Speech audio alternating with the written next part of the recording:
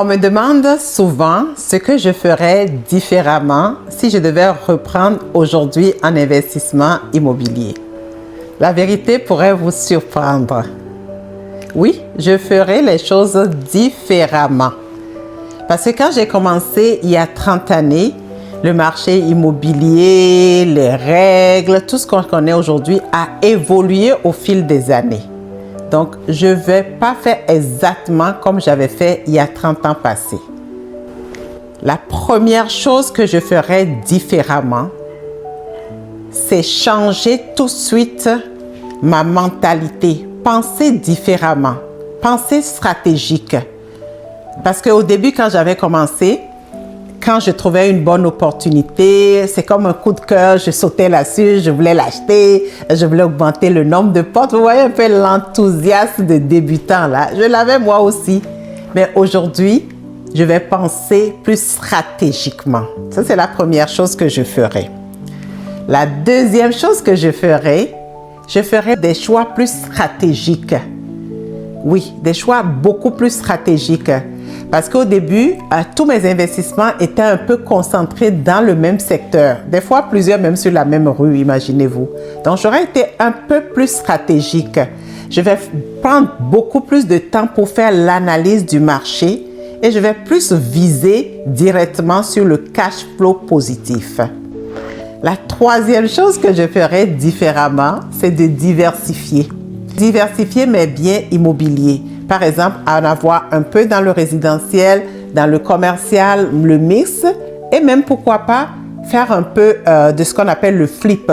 Acheter des propriétés qui ont besoin un peu de rénovation, les rénover, les revendre. Donc, j'aurais diversifié un petit peu. C'est ce que je ferais différemment. La quatrième chose que je ferais différemment, c'est la gestion et l'équipe. Comme tout bon débutant, je voulais faire tout moi-même. Vous voyez un peu le style là, la superwoman partout.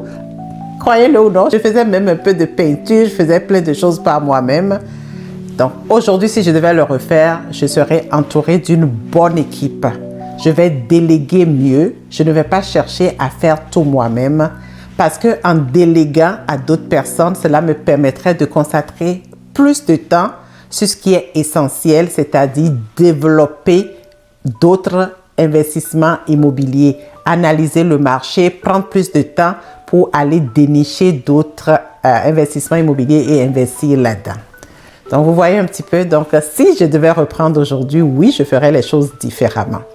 Je vous donne même en bonus autre chose que je ferais différemment, dont je ne parle pas souvent. L'autre chose que je ferais différemment, moi, quand j'ai commencé en investissement immobilier, j'ai commencé en ayant déjà ma résidence personnelle. Aujourd'hui, vous m'entendez souvent dire dans les vidéos, pour des débutants, je recommande de commencer avec un place. Ça peut être tout simplement un duplex ou un triplex où vous habitez un appartement et vous louez les deux autres. Pourquoi on ferait ça? Parce que les loyers que vous allez percevoir de vos locataires vont vous aider comme débutant à réduire un peu ce stress financier également et à vous loger à moindre coût. Il faut se dire les vraies choses. Moi, quand j'ai commencé il y a plus de 30 ans, c'est pas ce que j'ai fait. J'ai commencé d'abord à acheter ma propre résidence personnelle avant de commencer à investir en immobilier.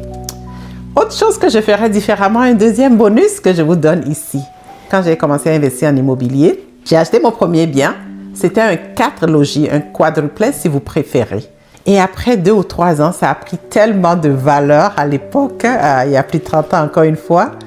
Et je l'ai revendu, imaginez-vous. Je l'ai revendu parce qu'on dirait que je voulais toucher le cash qu'il y avait là-dessus. Je l'ai revendu et j'ai utilisé la bonne partie de l'équité que j'ai été chercher pour rembourser mes dettes personnelles. Et il m'en restait seulement un peu, c'est ça que j'ai utilisé pour acheter un autre immeuble.